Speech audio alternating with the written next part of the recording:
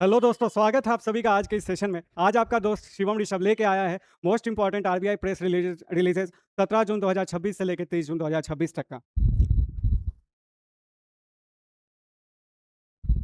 इस पूरे सेशन को मैं 3 फेजेस में डिवाइड किया हूँ, जिसमें फर्स्ट है आपका इन्फोर्समेंट एंड कंप्लाइंस से रिलेटेड हम लोग न्यूज़ पे चर्चा करेंगे। सेकंड है आपका रेगुलेटरी शिफ्ट से रिलेटेड और थर्ड है आपका इकोनॉमी एंड पॉलिसी से रिलेटेड।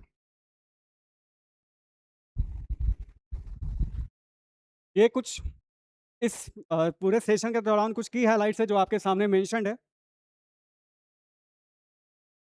सबसे पहले दोस्त रेगुलेटरी इन्फोर्समेंट से है कि जिसमें कि आरबीआई मॉनेटरी पेनल्टी लगाती है कुछ बैंकों पे।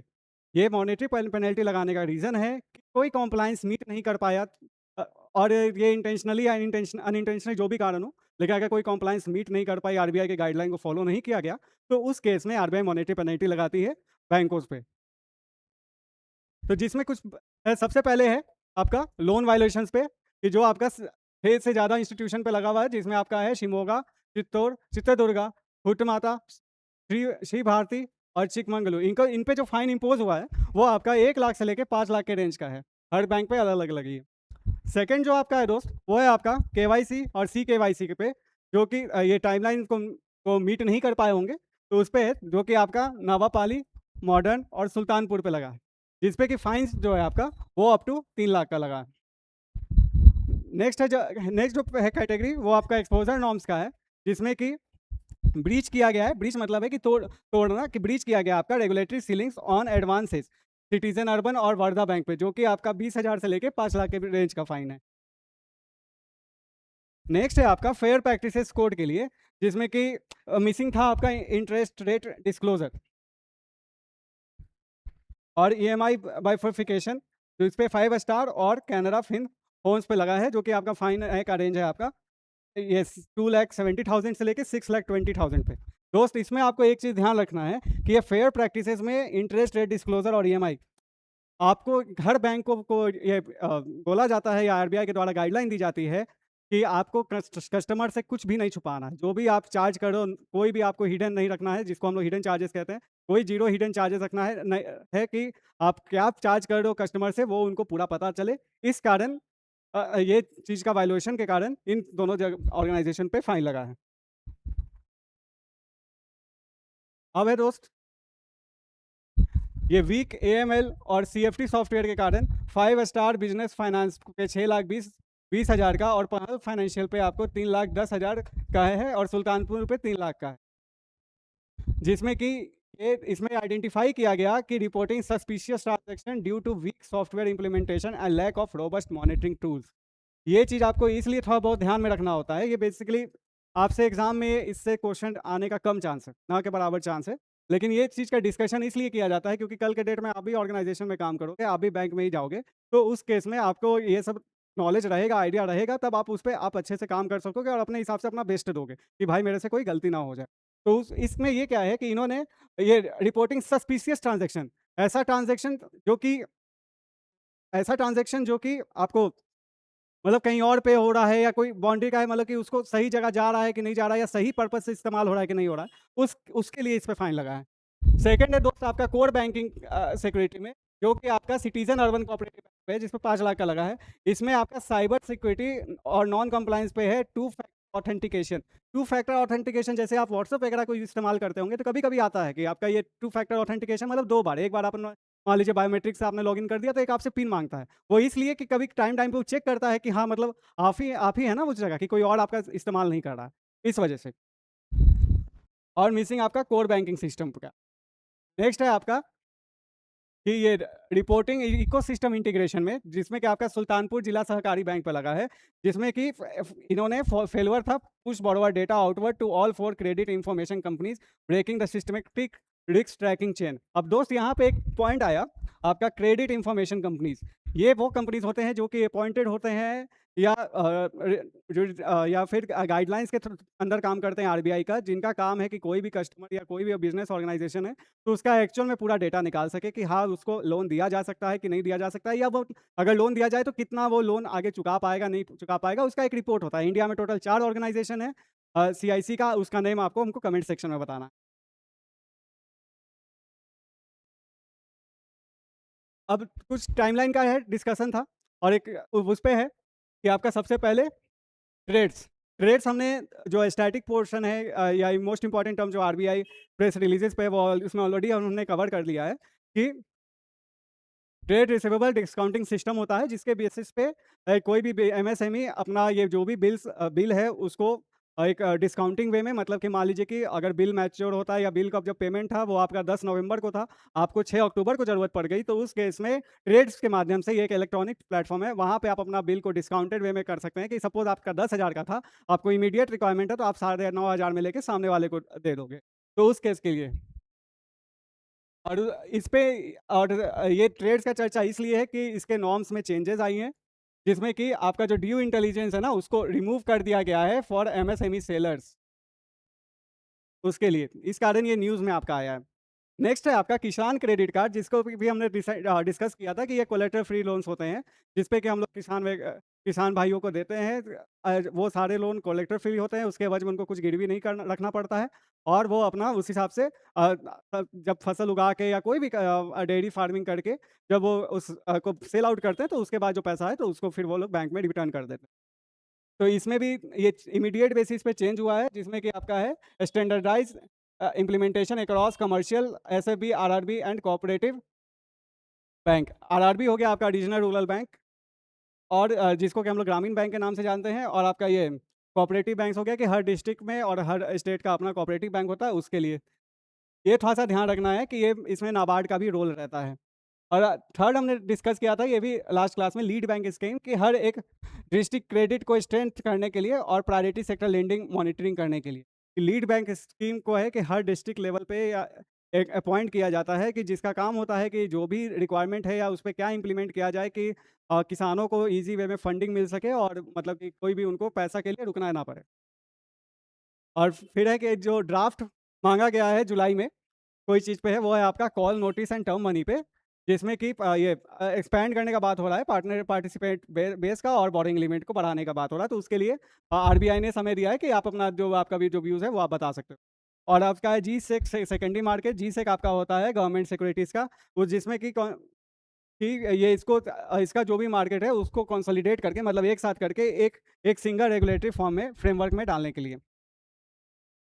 और थर्ड है आपका मॉडल रिस्क मैनेजमेंट का, जिसमें कि ये कॉम्प्रिहेंसिव गवर्नेंस रूल्स रहे, उसके लिए है। बेसिकली ये सारा चीज़ है कि कस्टमर के को ध्यान में रखते हुए और हर कोई को जो भी बेनिफिट है वो स्मूथ प्रोसेस में हो, और जो हेवी जो रिक्वायरमेंट होता है उसको कम कर सका जाए, उस पे थोड़ा बहुत ध्यान देके ये चीज़ किया गया है। और ये आपका 2027 में कुछ चीज़ पे ध्यान करने के लिए किया गया है, जिसमें कि कस्टमर लायबिलिटी पे है, जिसपे कि expanded protection and compensation for small value frauds. Small value frauds आए दिन कभी कभी किसी को भी कॉल आ जाता है कि ये आपका सपोज रिसेंटली अभी चल रहा है कि आपका बिजली बिल जमा नहीं है, आप एक को मैं क्यूआर भेज रहा हूँ या आप एक को एक लिंक दे रहा हूँ, आप उससे कर दो। उस केस में है कि ये जो भी फ्रॉड वगैरह का शिकार होते हैं उसको उसको मिटिगेट करना, कम करने के लिए उस चीज़ पे ध्यान दिया जाता है। और सेकंड है आपका नेट ओपन पोजीशन का, जो कि आपका 1 अप्रैल 2027 से इसको शिफ्ट कर दिया जाएगा कंसोलिडेटेड कैलकुलेशन पे। अब नेट ओपन पोजीशन क्या है दोस्त, तो foreign currency assets minus foreign currency liabilities. इस पे हम लोग इसी सेशन में आगे और डिटेल में चर्चा करेंगे। अब कुछ कॉम्प्रिहेंसिव मॉडल रिस्क है और governance and life cycle management के लिए, जो कि आपका commercial bank, NBFC, AIFI, UCB, urban cooperative banks, ये सब पे रहेगा, जो कि आपका जुलाई 2026 तक इसको इम्प्लीमेंट करने का कोशिश में है। इसमें क्या है दोस्त, आपका internal models, artificial intelligence, machine learning, third party models, और फिर आपका financial risk mitigation, operational risk control, compliance assurance, reputational risk protection, ये सब सारा चीज़ को ध्यान में रखने के लिए ये चीज़ पे किया गया है कि मोस्ट प्रोबेबली आपसे फीडबैक भी लिया जाएगा और उसको इम्प्लीमेंट किया जाएगा कि ओवरऑल ये सारा चीज़ है कि आपका, हमारा, आम जनता का पैसा सुरक्षित रहे, कोई किसी के साथ ठगी नहीं हो, उसको कम करके या रोकने का पूरा प्रयास किया जाए। इसी कारण ये सारा चीज़ आता है या लागू किया जाता है। ऐसा हमने ये आपका ट्रेड्स के बारे में चर्चा किया अभी कि trades receivable and discounting system. तो इसमें क्या ध्यान रखना है कि मेजर शिफ्ट क्या हुआ आपका, तो rationalised capital requirements for operators, removed mandatory due diligence for MSME seller, कि जो भी मैंडेटरी ड्यू डिलिजेंस था एमएसएमई के सेलर के लिए, उसको थोड़ा सा ये मतलब कम करके उनके लिए फेवर में ये काम किया गया है। इससे क्या होगा दोस्त, तो इससे होगा accelerate MSME financing and simplify invoice discounting. कि ये जो भी फाइनेंस है, एमएसएमई फाइनेंसिंग का यहाँ पे रोल क्या हुआ दोस्त, कि उनको जब जब पैसा मिल चाहिए तो उनको टाइमली पैसा मिल जाए, उस चीज़ पे ये ध्यान देता है और उसको उसी को सिंप्लीफाई करने के लिए ये चीज़ किया गया है। नेक्स्ट है दोस्त, ये आपका लीड बैंक स्कीम का, जिसमें कि आपका मेजर शिफ्ट क्या किया है, डिस्ट्रिक्ट क्रेडिट प्लान जिसको कि डीसीपी कहते हैं। इसमें क्या है तो एनहांस किया है और टाइट और पहले से आपका स्टेट बैंक और स्टेट गवर्नमेंट के से और मतलब कि नज़दीकियाँ और बढ़ाते हुए कि जो भी बेनिफिट है या डिस्ट्रिक्ट को जो भी रिक्वायरमेंट है, उस चीज़ को आप टाइमली कॉपी कर सकें या उनको टाइमली प्रोवाइड कर सकें, कॉपी प्रोवाइड कर सकें। इसका ऑब्जेक्टिव यही है दोस्त कि state distant level banking and financial inclusion targeting. अब नेक्स्ट है आपका दोस्त, नेक्स्ट है इसमें सुपरवाइजरी डेटा क्वालिटी इंडेक्स। सबसे पहले ये क्या है, तो ये जो सुपरवाइजरी डेटा क्वालिटी इंडेक्स, ये क्या है कि आप जो भी बैंकों के द्वारा schedule commercial bank SCB, schedule commercial bank के द्वारा जो भी डेटा दिया गया है उसको आरबीआई अपने बैकएंड में उसको चेक करती है कि हाँ डेटा सही है कि नहीं है या जो भी चीज़, तो वो वेरीफाई करती है, वो आपका होता है सुपरवाइजरी डेटा क्वालिटी। इसमें क्या है कि ये मार्च 2026 से बेसलाइन इसको रखा गया था और जिसमें कि आपका डेटा गवर्नेंस पैरामीटर्स को एक्यूरेसी, टाइमलेस और कंप्लीटनेस और कंसिस्टेंसी वे में काम करें। मतलब कि आपका जो भी डेटा है या जो भी चीज़ है आपका एक्यूरेट हो रहे, टाइम टाइम का जो बाउंडेशन दिया है वो उस टाइम रहे, आपका जो भी है टाइमली कंप्लीट होना चाहिए और जो भी आपका कंसिस्टेंसी के साथ ये काम होना चाहिए। इसमें क्या है दोस्त, इसका ऑब्जेक्टिव क्या है, तो evaluate reliability of regulatory reporting and institutional data governance, इस चीज़ को बढ़ावा देने के लिए किया गया है।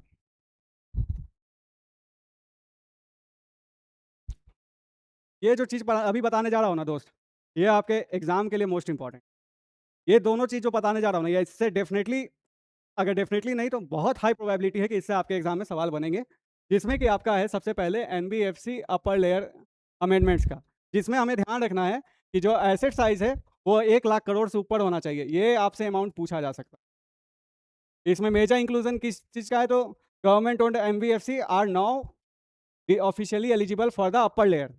अब अपर लेयर के लिए ये भी एलिजिबल है जिसका एसेट साइज कितना होना चाहिए बाबू, तो 1 लाख करोड़ से ऊपर का होना चाहिए। और इसमें है कि state government guarantees are now permitted as valid credit risk transfer instrument. Valid credit risk transfer instrument, जब जरूरत पड़े आपका, आप किसी को ट्रांसफर कर सकते हैं और उसका, जैसा कि नाम सजेस्ट कर रहा है कि valid credit risk transfer instrument, कि आप अगर ट्रांसफर भी करोगे तो उसका वैलिड रहेगा। और दोस्त इसमें सेकंड वाला जो है आपका, ये बेसिकली ये आपके बैंकिंग अवेयरनेस का पार्ट है, नेट ओपन पोजीशन के लिए मैकेनिज्म के लिए, जो कि आपका इफेक्टिव होगा अप्रैल 2027 से। तो हो सकता है आपसे एग्जाम में पूछ दे कि भाई एनओपी क्या होता है या एनओपी का फुल फॉर्म क्या होता है, तो उस केस में आपको उसका ध्यान रखना है। इसमें क्या है दोस्त कि अगर एसेट से ज़्यादा, इसका हमने ऑलरेडी फॉर्मूला डिस्कस कर लिया है जस्ट इसी सेशन में थोड़ा देर पहले। अब आप कमेंट सेक्शन में बताओ कि उसका फॉर्मूला क्या है। और अगर वो एनओपी अगर पॉजिटिव रहेगा, मतलब कि एसेट ज़्यादा है लाइबिलिटी से, तो उस केस में बैंक को बेनिफिट कब होगा, जब फॉरेन करेंसी एप्रिशिएट करेगा। एप्रिशिएट मतलब जब फॉरेन करेंसी का वैल्यू बढ़ेगा। मान लीजिए कि डॉलर का अभी वैल्यू आपका, $1 का आपका मान लीजिए सपोज 90 रुपया है, ठीक है, और अब $1 का दाम आपका 100 रुपया हो गया, तो उस केस में डॉलर का वैल्यू एप्रिशिएट किया। मेरी बात को फिर से समझिएगा कि मान लीजिए कि $1 बराबर 90 रुपया था और अब $1 बराबर 100 रुपया हो गया, तो आपको एडिशनल 10 रुपया देना पड़ा $1 के लिए। उस केस में क्या हुआ बाबू, तो उस केस में आपका डॉलर का जो दाम है, ये डॉलर का जो वैल्यू वो एप्रिशिएट कर गया। तो इस केस में बैंकों को फायदा होगा, जब भी फॉरेन करेंसी का वैल्यू बढ़ेगा बैंक को फायदा होगा। और अगर ये नेगेटिव रहता है तो उस केस में लायबिलिटी आपका ज़्यादा है एसेट्स में, तो उस केस में बैंक को बेनिफिट करेगा, लेकिन कब करेगा, जब आपका फॉरेन करेंसी का वैल्यू डिप्रिशिएट करेगा। मान लीजिए कि पहले $1 बराबर 100 रुपया था और अब $1 बराबर 90 रुपया है, तो 10 रुपया से डॉलर का वैल्यू डिप्रिशिएट किया, तो उस केस में भी बैंक को फायदा होगा। हमें फायदा ही ध्यान में रखते हुए करना है। इसको क्या किया गया है कि पहले ऑनशोर कैलकुलेशन और ऑफशोर कैलकुलेशन था, अब इसको सिंगल और कंसोलिडेटेड एनओपी कैलकुलेशन के लिए बात करने का चल रहा है, जिसमें कि आपका overseas surplus is explicitly included होगा। आपका जो गोल्ड है वो ट्रीटेड रहेगा सेपरेट ओपन पोजीशन। और थर्ड है आपका capital charge is now based strictly on actual NOP, जो अभी एक्चुअल जो आज का मतलब करेंट प्राइस रहेगा उस पे रहेगा, उस पे है। तो दोस्त सबसे पहले तो ये आपका इसमें फुल फॉर्म ध्यान में रखना है, और ये जो है ना आपका स्टेटमेंट बेस में आ सकता है, जो नया ट्रेंडिंग पैटर्न है ना स्टेटमेंट बेस पे आ सकता है, यानी इसको थोड़ा ध्यान में रखें, क्योंकि ये अभी रिसेंटली का चीज़ है। और दूसरा है कि आपका अभी एसबीआई पीओ का भी एक मेंस आएगा, आईबीपीएस का भी मेंस आएगा, तो उस केस में आपको ये चीज़ ध्यान में रखना है। अब दोस्त ये आ गया फिर से, कौन आ गया? Monetary policy. देखिए मॉनेटरी पॉलिसी में तो पहले ही मैं बता चुका हूँ कि इसमें आपका 6 मेंबर रहते हैं, 3 गवर्नमेंट की तरफ से रहते हैं, 3 आरबीआई की तरफ से रहते हैं। सारा चीज़ तो आपको बेसिक मालूम होगा। आई गेस हमको लगता है कि जितना सेशन लिए हर में इसका चर्चा किए, क्योंकि ये बहुत इंपॉर्टेंट है। इस बार क्यों आ गया, तो वो लास्ट सेशन में भी मैंने बताया था कि मिनट्स के लिए, तो इस कारण वो चीज़ आया है जिसको हम लोग आराम से कर लेंगे, है ना। इसमें क्या है दोस्त, तो रेपो रेट 5.25% है, एचडीएफ 5% है, एमएसएफ और बैंक रेट आपका 5.50 है। ये ये आपका एग्जाम के जस्ट पहले जब भी आपका एग्जाम रहेगा उस टाइम का आप करंट देखिएगा कि उस टाइम क्या रेट है, आपको इजीली आरबीआई के वेबसाइट पे मिल जाए। डेली बेसिस पे आपका आरबीआई के वेबसाइट पे जाएगा, वहाँ पे रेट्स वगैरह मेंशन है, वहाँ पे सारा रेट आपको मेंशन। इसमें क्या है, यूनिमैनियस मतलब एक तरफा था, जो 6 के 6 मेंबर थे वो सब इसी रेट पे सपोर्ट किए थे, उस पे था। और इस बार का क्या था दोस्त कि ये न्यूट्रल स्टैंस था, जो आपका ये जो रेट रखा गया ना इसको हम लोग न्यूट्रल स्टैंस पे करेंगे। इसमें है ना दोस्त कि ये रिक्स रडार है कुछ, क्या है कि अगर डोमेस्टिक बेसिस पे बात करें तो अगर अलिनो और ला लीना आपका ज्योग्राफी का टर्म है, जो कि आपका मानसून को प्रेडिक्ट करता है या फिर ये वेदर और क्लाइमेट पे डिपेंड करता है, तो उसके लिए है। और आपका जो है जो इसका कॉन्फ्लिक्ट और रिस्क में क्या क्या है बाबू, तो वेस्ट एशिया कॉन्फ्लिक्ट जो अभी चल रहा है, सप्लाई चेन डिस्ट्रप्शन हो रहा है, और एनर्जी प्राइसेस और वीक ग्लोबल डिमांड, तो ये सब चीज़ को भी इफेक्ट करता है, वो सब चीज़ को भी थोड़ा बहुत कंसिडर करके इसको रखा गया है। अब दोस्त ये है आपका जीडीपी प्रोडक्शन, और सॉरी जीडीपी प्रोजेक्शन, जो कि आपका ओवरऑल 6.6% है। और अगर हम लोग क्वार्टर वाइज का बात करें तो क्वार्टर 1 में 6.6 था, क्वार्टर 2 में 6.3 था, क्वार्टर 3 में आपका 6.5 था, क्वार्टर 4 में आपका 6.8 था। और वही आपका अगर सीपीआई का प्रोजेक्शन देखें तो उस केस में ओवरऑल आपका 5.1 है, क्वार्टर 1 में 4.2% था, क्वार्टर 2 में 5.1% था, क्वार्टर 3 में 5.9% था, और क्वार्टर 4 में 5.4% था। और ये जो है ना, ये चीज़ आपको ध्यान में रखना है कि ये जो आपका जो एमपीसी वेट और वाच कांस्टेंट था, ये आपका थर्ड, यहाँ पे इन्फ्लेशन एकदम पीक पे था, जो कि आपका क्लोज था किसना, अपर टॉलरेंस लिमिट पे क्वार्टर 3 में। ये कैसे, तो अब भाई अपन यहाँ पे एक टर्म आया आपका अपर टॉलरेंस लिमिट। जैसा कि मैंने बेसिक में आपको बताया था कि जो हम लोग इन्फ्लेशन का टारगेट रखते हैं वो 4 ± 2 रखते हैं बाबू, मतलब 2 से लेके 6 के रेंज में हम लोग रखने का प्रयास करते हैं इन्फ्लेशन को। तो उस केस में वही बोल रहा है कि ये 5.9 था ना, 6 को मीट करने वाला था, तो उस चीज़ को ही यहाँ पे ये चीज़ मेंशन कर रहा है।